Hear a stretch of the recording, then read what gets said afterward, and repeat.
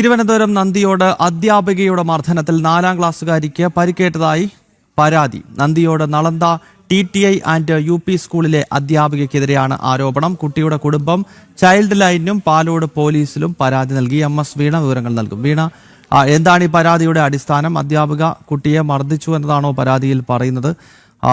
മറ്റു വിശദാംശങ്ങൾ എന്താണ്?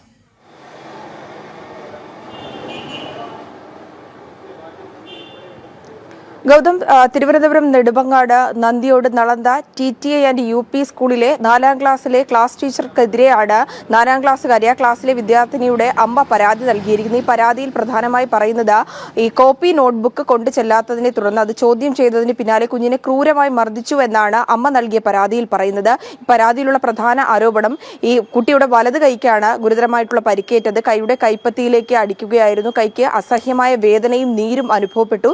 തുടർന്ന് ആശുപത്രിയിൽ പ്രവേശിച്ചപ്പോൾ കൈക്ക് സാരമായ പരിക്കേറ്റെന്ന് ബോധ്യപ്പെടുകയും കഴിഞ്ഞ 12 ദിവസമായി കുട്ടിയുടെ കൈ പ്ലാസ്റ്റർ ഇട്ടിരിക്കുകയാണെന്നുള്ള വിവരങ്ങളാണ് ഈ പരാതിക്കൊപ്പം അമ്മ നൽകിയിരിക്കുന്ന വിശദാംശങ്ങളിലൂടെ വ്യക്തമാക്കുന്നത്. കൂടാതെ തന്നെ ഇതുമായി ബന്ധപ്പെട്ടുകൊണ്ട് പോലീസിന്റെ ഭാഗത്തു നിന്ന് അന്വേഷണം വൈകുന്നു എന്നുള്ളൊരു ആക്ഷേപം കൂടി നിലനിൽക്കുന്നുണ്ട്. അതിൽ പ്രധാനപ്പെട്ട കാര്യം ഓഗസ്റ്റ് 5-നാണ് ഈ ഒരു സംഭവം നടക്കുന്നത്. ആ സംഭവം നടന്നതിന് തൊട്ട് പിന്നാലെ തന്നെ ചൈൽഡ് ലൈനും പാലോട് പോലീസ് സ്റ്റേഷനും പരാതി നൽകി. പാലോട് പോലീസ് സ്റ്റേഷനിൽ നമ്മൾ ബന്ധപ്പെട്ടിരുന്നു. അവർ നൽകുന്ന വിശദീകരണം പ്രൈമറിയുമായിട്ടുള്ള അന്വേഷണമാണ് നിലവിൽ നടന്നുകൊണ്ടിരിക്കുന്നത്. അമ്മയുടെ മൊഴിയെടുത്തിരുന്നു, ടീച്ചറിൽ നിന്ന് വിശദാംശങ്ങൾ തേടിയിരുന്നു, മറ്റ് അന്വേഷണം നടന്നുകൊണ്ടിരിക്കുകയാണെന്നാണ് പോലീസ് വ്യക്തമാക്കുന്നത്. പക്ഷേ എന്തുകൊണ്ടാണ് അന്വേഷണം വൈകുന്നത് എന്നുള്ള കാര്യത്തിൽ കൃത്യമായിട്ടുള്ള ഒരു മറുപടി പറയുന്നില്ല എന്നുള്ളതാണ്. 12 ദിവസം പിന്നിട്ടിരിക്കുന്നു, കൃത്യമായിട്ടുള്ള നടപടി വേണമെന്നാണ് കുടുംബം ആരോപിക്കുന്നത്.